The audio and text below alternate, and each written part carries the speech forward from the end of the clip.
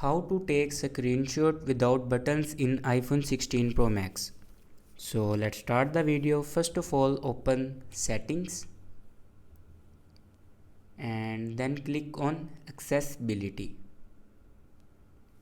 And in physical and motor section you can see the option touch. Click on touch, and on top you see the option assistive touch. Click on assistive touch and turn this assistive touch button on, and after turning this button on you can see the assistive touch icon, and go back to home screen. And if you want to take a screenshot, then simply click on assistive touch icon and then click on device and then click on more, and here you see the option screenshot.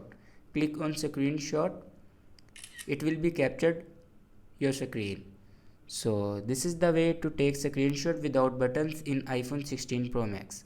Thanks for watching this video.